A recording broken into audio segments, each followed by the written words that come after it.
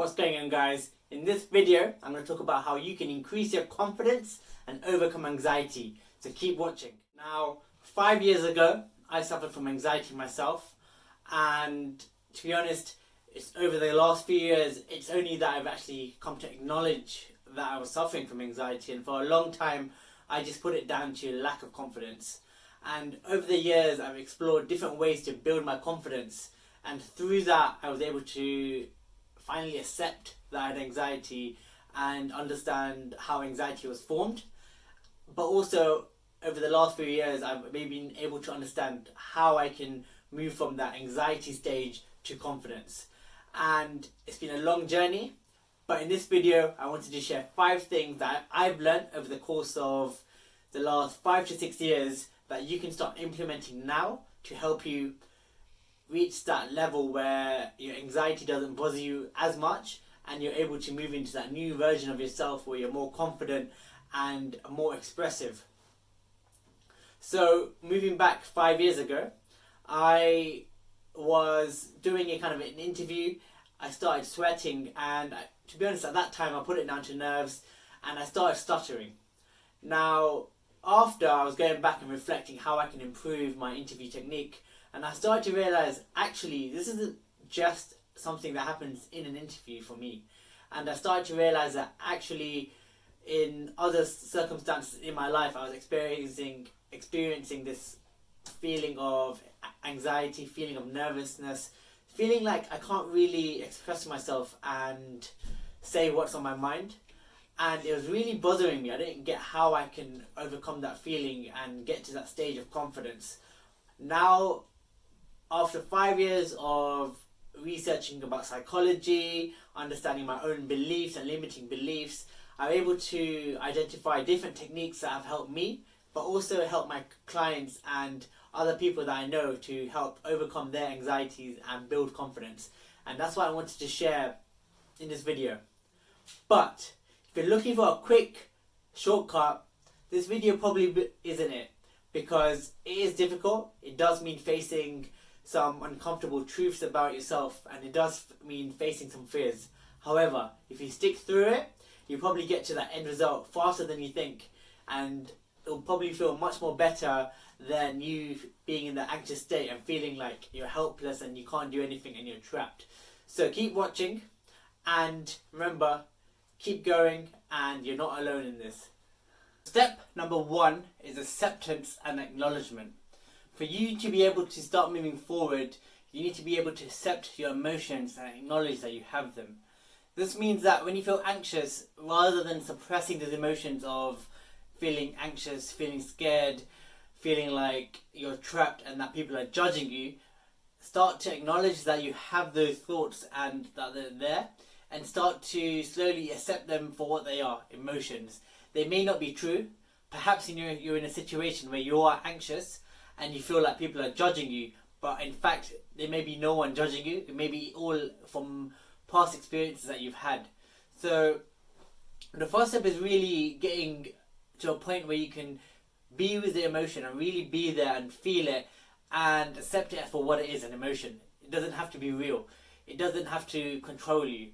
And initially this is going to be super hard, but over time you'll get to a point where you're able to take notice and be like, okay, I'm angry now, but actually why am I angry? What's causing this? What's triggered this emotion?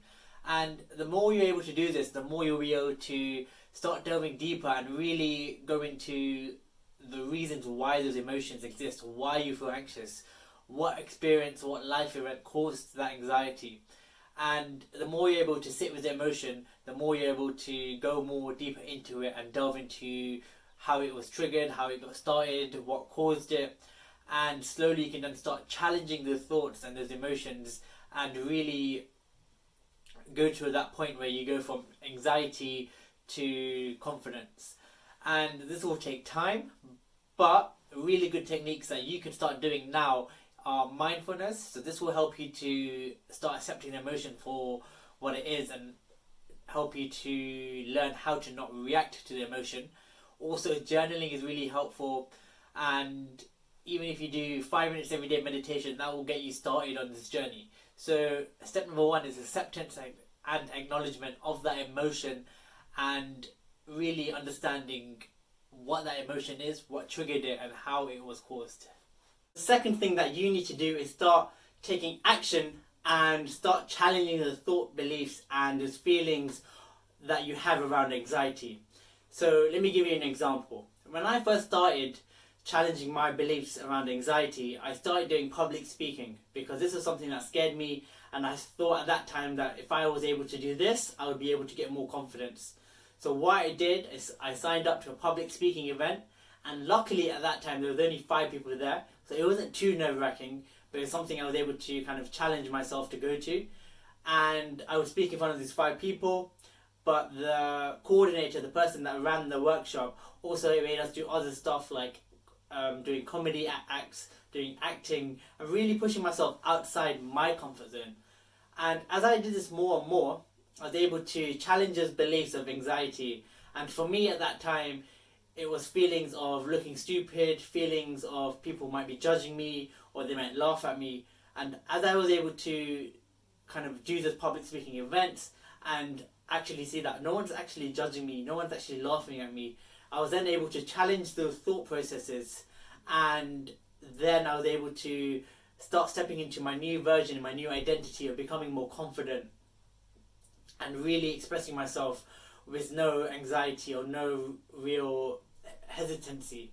So the first step is to take action, but if you're struggling with that, do acceptance and acknowledgement and start acknowledging those beliefs and feelings of anxiety, and then you can start taking action and really challenge those emotions and thought processes behind why you're feeling anxious. Now don't get me wrong, this is difficult, and that's why you have to do it gradually. So perhaps write a list of all the things that scare you, with the thing that scares you the most at the top, and then the thing that scares you the least at the bottom. And when I say scare, I mean the things that make you anxious. And what I want you to do is start taking steps towards the first thing at the bottom of the list, and see what you can do to face that experience or event that makes you very anxious. And if that's too much, that's okay. Go back to the acceptance, acknowledgement, really start delving into feelings of anxiety, what brought it up for you, and the underlying subconscious reasons why you may be feeling anxiety. So step number 2, take action and really start challenging those emotions and beliefs around why you feel anxious. So give it a go. Step number 3 is start defining who you want to become. Really start shifting your identity from that anxious person to that confident person. What does that confident person look like? How do they act when they're confident? How do they feel when they're anxiety free? How do they breathe? What kind of positive thoughts are they having? And this is important because when you're trying to shift from that anxious person to the confident person, it can be really difficult if you don't know what you're aiming for. And often we start focusing more on trying to not be that anxious person, but you don't really know who you want to become. So that's why it's important to begin with acceptance and acknowledgement and taking action to first challenging those anxious beliefs and thought processes. But as you start doing that, start defining who you want to become. And this is really important to really take you from A to B, that confident person, that person that is anxiety free.